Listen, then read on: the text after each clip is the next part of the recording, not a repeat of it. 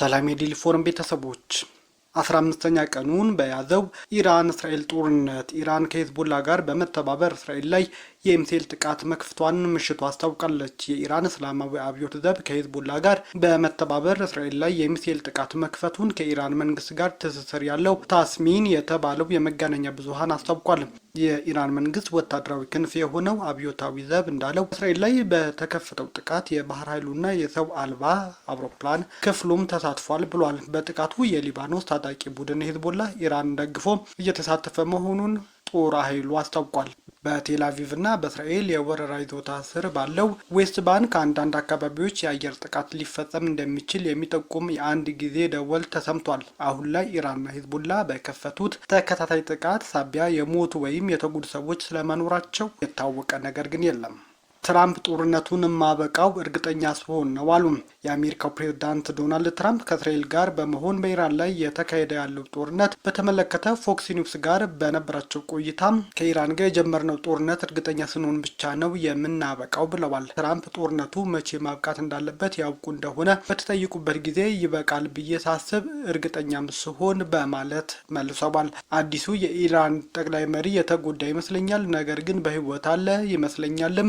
ፕሬዝዳንቱ ጨምረውም ሙጅታባ ኻሜኒ በይፋ ለህዝብ አልታየምም ሲሉም ተናግረዋል። የሆርሙዝ ወሽመጥን በተመለከተ ማድረግ ካለብን በሆርሙዝ ወሽመጥ በኩል የሚተላለፍ ነዳጅ ጫኝ መርከቦች እናጅባለን፣ ነገር ግን ነገሮች በጥሩ ሁኔታ ይሄዳሉ። ምን እንደሚሆን ግን ወደፊት አብረን እናያለንም ብለዋል። በባህረ ሰላጤው ሀገሮች ከብዙዎች ጋር መነጋገራቸውና ያለው አንድነት ጠንካራ መሆኑን እንደሚያምኑ ትራምፕ የገለጹ ሲሆን አገራቱም ራሳቸው ለመጠበቅ ጥሩ ስራ እየሰሩ ነው በማለትም የሀገራቱን ጥረት አድንቀዋል።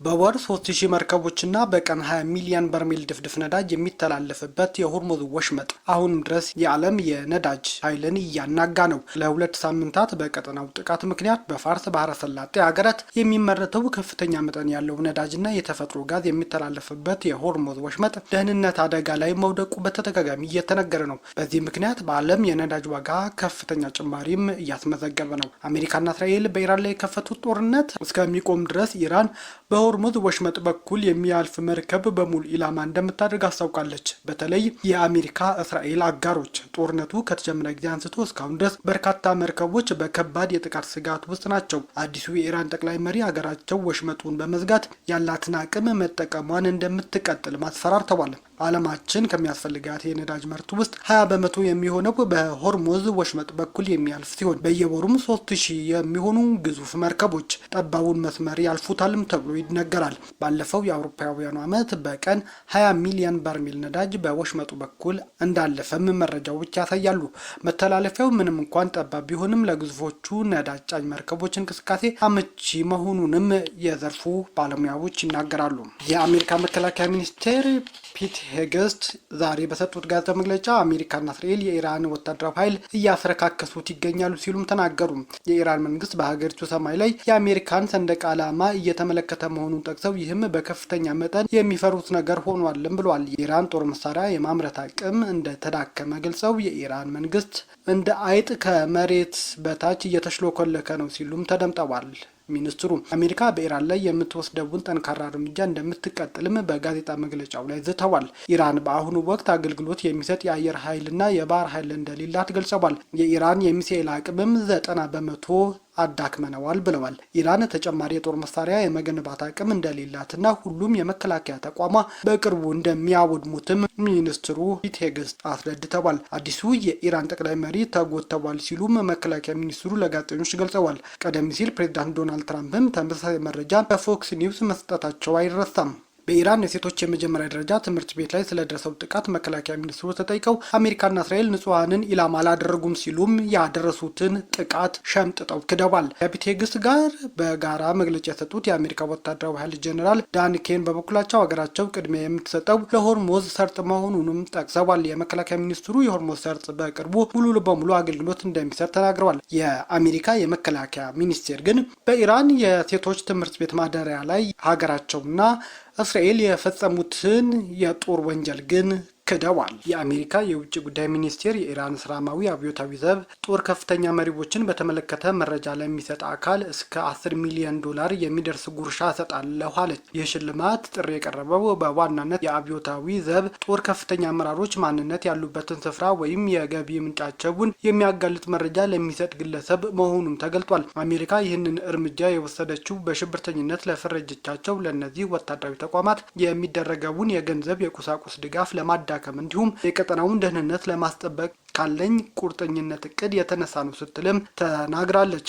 የኢራን ፕሬዝዳንት ማሱድ ፔዜሽኪያን በበኩላቸው አሜሪካና እስራኤል በእስላማዊ ሪፐብሊክ ላይ በከፈቱት ጦርነት ኢራን የመበታተን ዓላማ እንዳላቸውም እያስታወቁ ነው። ፕሬዝዳንቱ በንግግራቸው አሜሪካና የጽዮናዊ ብለው የጠሩት የእስራኤል ጦር ኢራንና ዋና ዋና እስላማዊ ሀገራትን ለማዳከም እንዲሁም ለመበታተን እኩይ ዓላማዎችን ይዘው እያሳደዱ ይገኛሉ ሲሉም ተናግረዋል። እስራኤል በኢራን ዋና ከተማ በሚገኝ የጸጥታ ኃይሎች ላይ የምታደርገውን ጥቃት አጠናክራ መቀጠሏን አስታውቃለች። የእስራኤል ጦር እንዳስታወቀው በቅርቡ በቴህራን በተቋቋሙ የፍተሻ ኬላዎች ላይ በተካሄደ ዘመቻ በሌሊት በርካታ ወታደሮችን አጥቅቶ መግደሉን አስታውቋል። ጦሩ አክሎም እነዚህ የተፈጸሙት ጥቃቶች የኢራን ስርዓት ዋና መዋቅሮችና መሰረቶች ላይ የሚደርሰውን ጉዳት ይበልጥ የማስፋት ምዕራፍ እንዳላቸውም ጠቅሷል። የኢራን መሪዎች ከህዝብ ጋር ናቸው፣ የአሜሪካ መሪዎች ግን በኤፒስተን ደሴት ላይ ናቸው ሲሉም ላርጃኒ ተናገሩ። ከፍተኛ የኢራን ባለስልጣን የሆኑት አሊ ላርጃኒ የአሜሪካ የመከላከያ ሚኒስትር ፒት ሄግስ የኢራን መሪዎች እንደ አይጥ ተድበልብለዋል በማለት ያቀረቡትን ክስ በይፋ አጣጥለዋል። ላርጃኒ ይህንን ምላሽ የሰጡት ፕሬዝዳንት ማሱድ ፔዜሽኪያን ጨምሮ በርካታ ከፍተኛ የኢራን ባለስልጣናት በዋና ከተማዋ ቴህራን በተካሄደ ህዝባዊ ሰልፍ ላይ በአደባባይ መታየታቸውን ተከትሎ ነው። ባለስልጣኑ በኤክስ ባሰፈሩት ጠንከር ያለ መልእክታቸው ሚስተር ሄግስ የእኛ መሪዎች ከህዝብ ጋር ነበሩ፣ አሁንም ከህዝብ መሃል ናቸው፣ የእናንተ መሪዎችስ ሲሉም ጠይቀዋል። በኤፒስተን ደሴት ላይ ናቸውም ሲሉም መልሰዋል።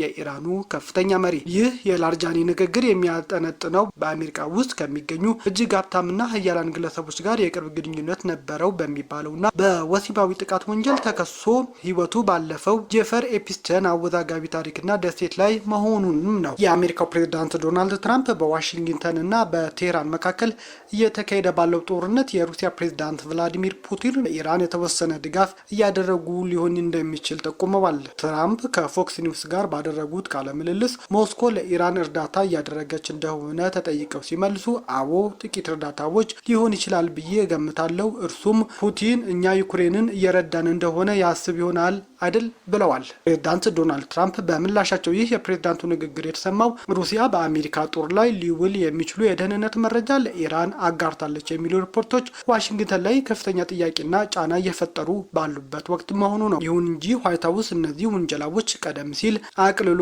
ለማሳየት ሞክሯል። የአሜሪካ ልዩ መልእክተኛ ስቲቭ ዊትኮፍ በዚህ ሳምንት መጀመሪያ ላይ እንደገለጹት ሞስኮ ክሱን ማስተባበሏ በመጥቀስ በተናገሩት ቃል ልናምናቸው እንችላለን ብለው ነበር። በተጨማሪም የትራምፕ አስተያየት የተደመጠው በመካከለኛው ምስራቅ ባለው ጦርነት ምክንያት የነዳጅ ዋጋ እያሻቀበ በመምጣቱ አሜሪካ በሩሲያ ነዳጅ ላይ የጣለችው ማዕቀብ ለማላላት በምትንቀሳቀስበት ወቅት መሆኑ ሁኔታውን ይበልጥ ትኩረት እንዲስብ አድርጎታል።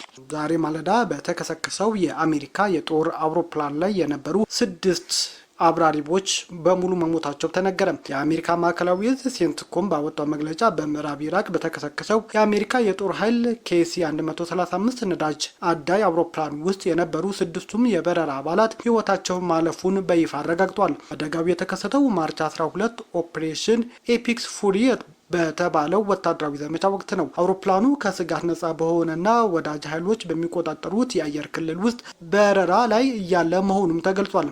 የአደጋው መንስኤ አሁንም በምርመራ ላይ ቢሆንም ማዕከላዊ እዙ አውሮፕላኑ የተከሰከሰው በጠላት ተኩስ ሆነ በራሳቸው ኃይሎች በስህተት በተከፈተ ጥቃት እንዳልሆነም አረጋግጧል። በድርጊቱ ህይወታቸው ያጡ ወታደሮች ማንነት ግን ለቅርብ ቤተሰቦች ተነግሮ 24 ሰዓት እስከሚያልፍ ድረስ ለህዝብ ይፋ እንደማይደረግ በሚስጥር እንደሚያዝም መግለጫው አክሎ አስታውቋል። ትራምፕ አሜሪካና እስራኤል የከፈቱት ወታደራዊ ጥቃት ተከትሎ የኢራን ህዝብ አምባገነን መንግስቱን አብርዶ አዲስ ስርዓት እንደሚተካ ያላቸውን ጽኑ እምነት በድጋሚ ተናገሩ።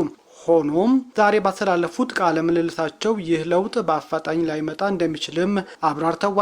ትራምፕ ለፎክስ ኒውስ ሬዲዮ በሰጡት ቃል ትጥቅ ለሌለው ሕዝብ እንዲህ አይነቱ ስርዓት መጣል እጅግ ከባድና ትልቅ እንቅፋት ነው ብዬ አስባለሁ። ለውጡ መምጣቱ አይቀርም፣ ነገር ግን ወዲያውኑ ላይሆን ይችላል ብለዋል። ይሁን እንጂ አሜሪካና እስራኤል ይህንን ጦርነት ከጀመሩ ጊዜ አንስቶ ከ1300 በላይ ንጹሐን ኢራናውያን ሲሞቱ በኢራን ገዢዎች ስርዓት ላይ እስካሁን ምንም አይነት ጉልህ ህዝባዊ ተቃውሞም ሆነ ስርዓቱን የማዳከም አዝማሚያ ለመታየቱን በዘገባው ተጠቅሷል። ጦርነቱ እንደተጀመረ ግን ትራምፕ በአጭር ጊዜ የኢራን መንግስትን እንደሚያስወግዱ ለኢራን ህዝብ ቃል መግባታቸው ይታወሳል። አሜሪካው የመከላከያ ሚኒስቴር ዛሬም የደምስሰናል መግለጫቸውን አሰምተዋል። የጠላት ወታደራዊ የማንቀሳቀስ አቅም ሙሉ በሙሉ አውድመናል። ከሁለት ቀን በፊት ጀምሮ ደግሞ የኢራን አጠቃላይ የባላስቲክ ሚሳኤል የማምረት አቅምም ከጥቅም ውጪ አድርገናል። የእነዚህ አደገኛ ሚሳኤሎች እያንዳንዱ አካል የሚያመርት ማንኛውም ኩባንያ አቅሙ ሽባ ሆኗል ሲሉም ተናግረዋል። በመላው ኢራን የሚገኙ ግዙፍ ህንፃዎች፣ ውስብስብ ተቋማትና የፋብሪካ ማምረቻ መስመሮች አሁን ላይ የሉም፣ ሁሉም ፈራርሰዋል ብለዋል የአሜሪካ የመከላከያ ሚኒስትር። በመሆኑም በአሁኑ ሰዓት በእጃቸው ላይ በክምችት የሚገኝ ቀሪ ሚሳኤሎች አየር ላይ እየተኮስን በማውደም ላይ እንገኛለን። ከዚህ ሁሉ በላይ ግን እጅግ በጣም አስፈላጊው ቁም ነገር ከእንግዲህ በኋላ ተጨማሪ ሚሳኤሎች የማምረት ምንም አይነት አቅም እንዳይኖራቸው ማረጋገጣችን ነው። የማምረት መስመሮቻቸው፣ ወታደራዊ ፋብሪካዎች እንዲሁም የመከላከያ የፈጠራ ማዕከሎቻቸው ሙሉ በሙሉ ተደምስሰዋል ብለዋል የአሜሪካ የጦር መከላከያ ሚኒስትር ፒት ሄግስ። ነገር ግን ይህ ነገር በገለልተኛ አካል አልተጣራም። ቤተሰቦቻችን ላይክ፣ ሼር፣ ሰብስክራይብ ማድረጋችሁን አትርሱ። ሰናይ ጊዜ